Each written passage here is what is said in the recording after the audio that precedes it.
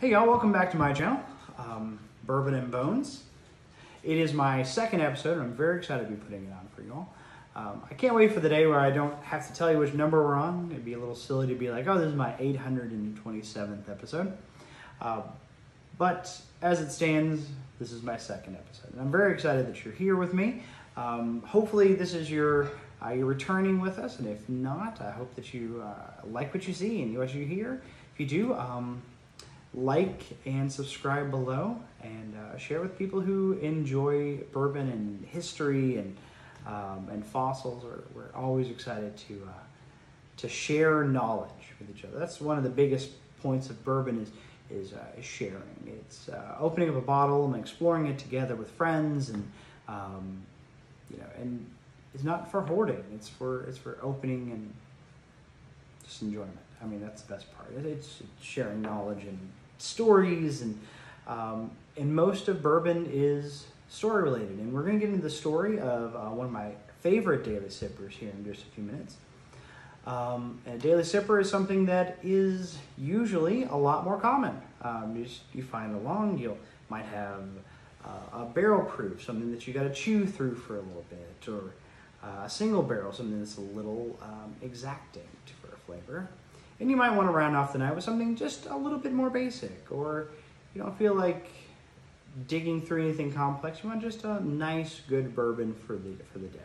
And the one we're gonna go on is the highly sought after, always looked for, always desired Buffalo Trace. It comes out of Frankfort, Kentucky. It is a 90 proof and probably one of the best daily sipping bourbons on the market. Perhaps not bar none, but I think it is definitely one of the absolute tops. So, a lot of times Buffalo Trace is hard to get hold of right now. It's very, very popular.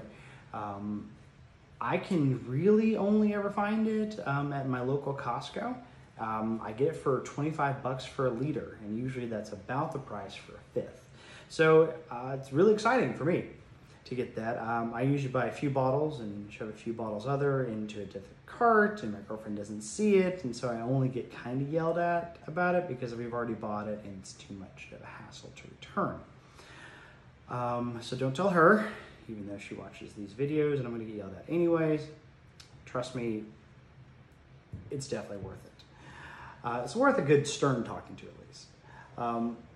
If you can't find Buffalo Trace proper, one thing to do is look at anywhere that has a private label for bourbon, whether it be Costco or Fry, Kroger, Trader Joe, anywhere like that, and get to know the person that's stocking it. What you'll find a lot of times is if you ask them to look at the box and ask for the DSP number, it will tell you a whole lot about actually the juice in the bottle.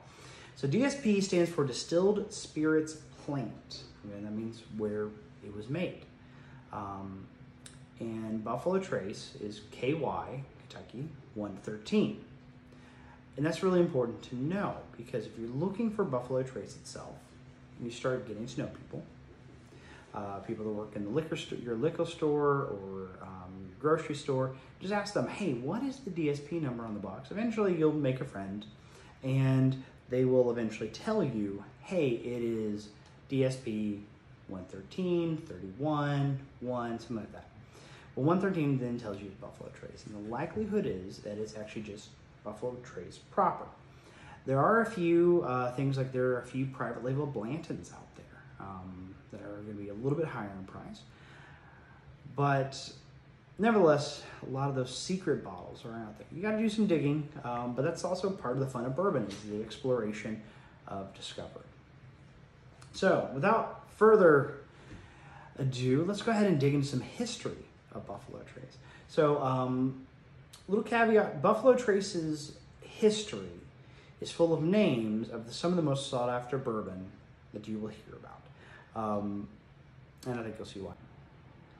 So the land where Buffalo Trace now sits was on a piece of farmland. It was owned by an Albert B. Blanton. Might sound familiar. And his farm was called Rock Hill Farm. Also might sound a little familiar.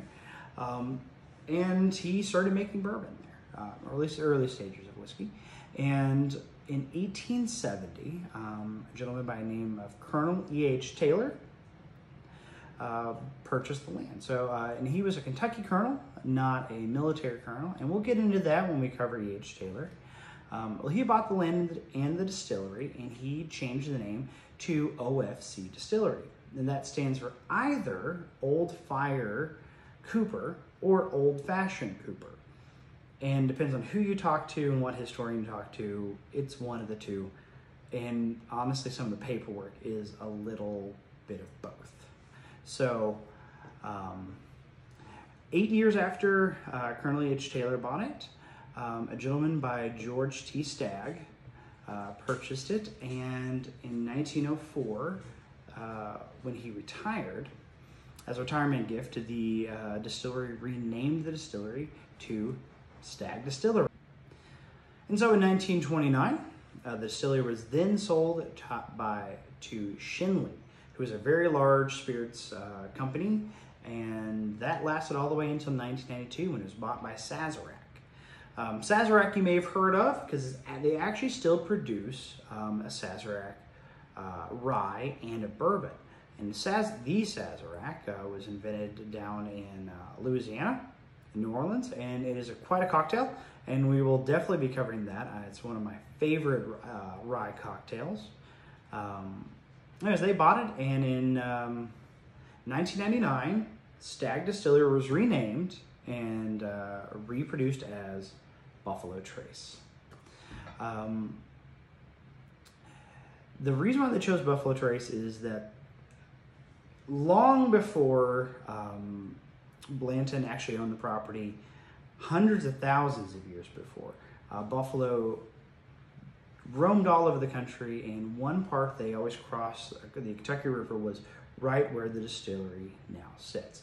And that's where they got the idea for naming after buffalo. It's a buffalo trace, a buffalo pathway. And so it dates back to the earliest formation of Kentucky.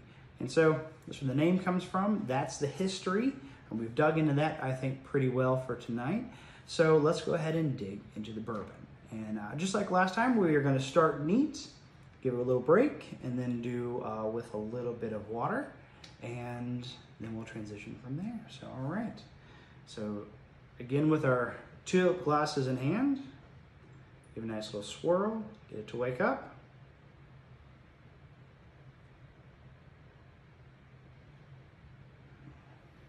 It's always some of the best smelling, just daily sipping bourbon. Get vanillas, a little bit of cornmeal, wheat, grassy notes, and some really lovely oak in it. Very delicate oak though, not too heavy.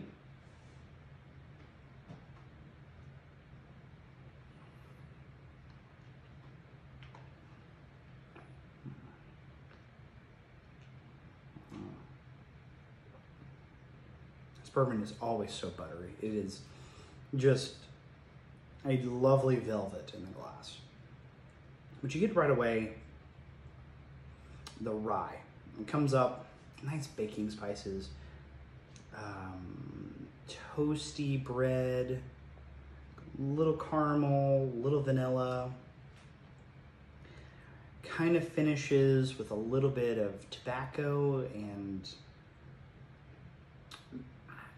hint of salt, a little brininess with it. I think it's just a little bit of the age from the barrel.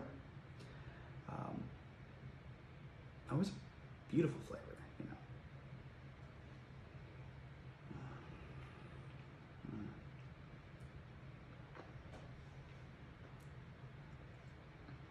And the trick is when you're tasting to really engage every part of your mouth.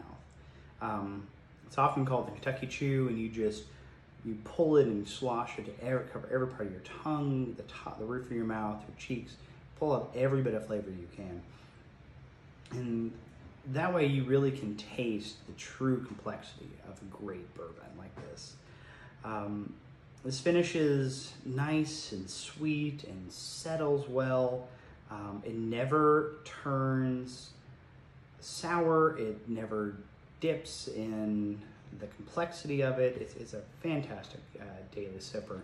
And so, like last time, like we're going to be doing, we're going to take a quick 10-minute break and let my palate reset. We'll come back with a little bit of water and kind of see the difference. We'll see you back soon.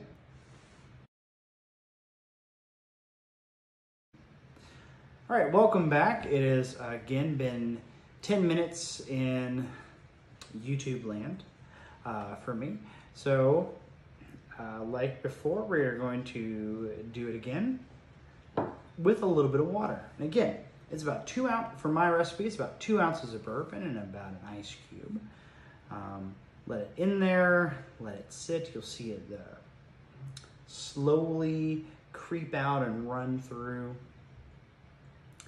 And so you always get a little bit of difference. So let's go ahead and try this. See, this time you get almost all cornmeal this time. Very corn forward. Still a little bit of vanilla.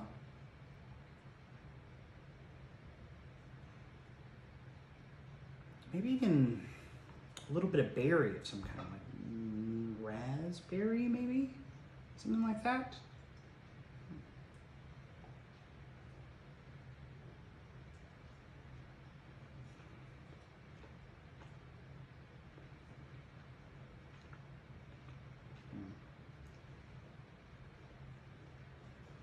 Still a great buttery. It's even a little bit smoother with a little bit of water, as you expect. You can actually taste a little bit of the smokiness from the barrel, from the char.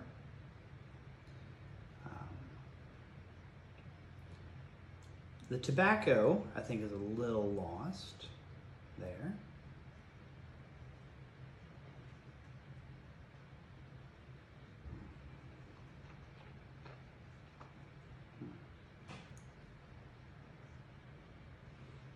So the great vanilla, caramel, a little bit of toasty,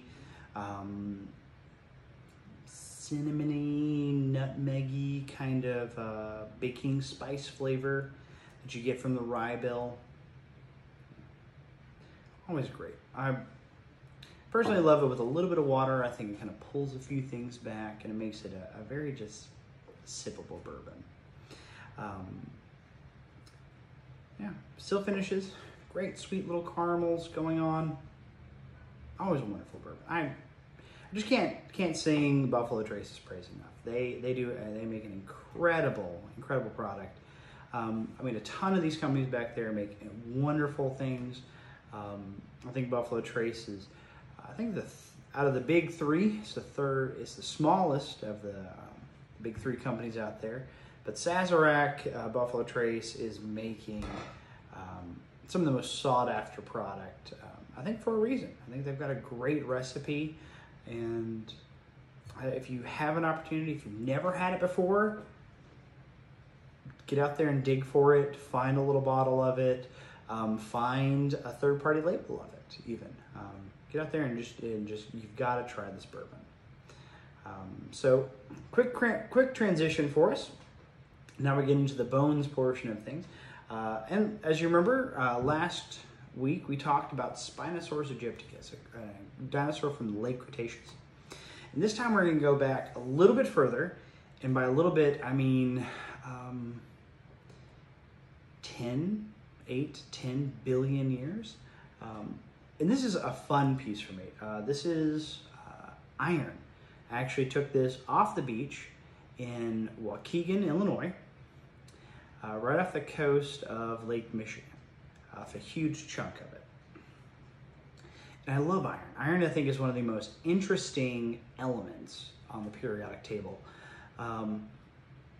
because it shows how far and how long a chunk like this has to travel to go from inside the heart of a star to my hand and into my blood, and into all of our bloods. So a little history, a little chemistry as well. So I know this is bones, but I think the science is so important to understand. So a sun, big ball of hydrogen, always burning and flowing, right? So it's a huge atom smashing machine. So it goes hydrogen into helium, into lithium, and it goes all the way down the periodic table until it gets to iron. And iron is where everything begins to change. You see, iron is the first element that absorbs energy when it's created instead of giving energy into the stars it creates. So the first time iron is produced on a star, it really is the beginning of its death knell. It's really the beginning of the end of the star. Now granted, it doesn't mean that the next day it's going to collapse. It could be billions of years before it finally falls apart. But iron is the first indication that a star is getting old.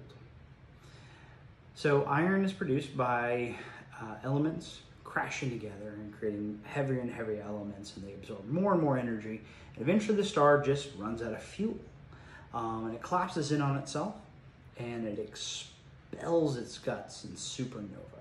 And they travel through the cosmos, and they're attracted by other stars and other planets, and they form up into huge chunks. And iron likes to hang out with iron because it's metal, and metals like to hang out with other metals. It's kind of what they do. They're a little cliquish like that. Remember those little groups in high school? Iron would be by itself in the corner, probably in the band. Kind of feel like it's a bass, guitarist, kind of a little mopey. Could just be me. I don't know. I'm a bit of a dork. I'm okay with it. But iron is star guts, and I think that's one of the most interesting things about it. And to wrap off the show, I think the best thing to do is to quote the late great Carl Sagan, is that we are made of star stuff. And this is star stuff. It's what's in our blood, it's what's in our buildings, is what is in our everyday life, and it is an incredible element. While it's not a bone, I think it's still crucial to understand where our elements come from, what builds our planets, build our world, and iron might be the best example of that. So again, thank you for joining me. I hope you enjoyed this episode. If you did, just below, like, share, and subscribe. Tell me what you think. What do you want to see? What do you want to hear? What do you want me to taste? Do you see anything behind you you're just dying to know about? And I look forward to this again next week. And have a great weekend, a great rest of your week. And open up a bottle with someone, share it, and spread the joy. Good night.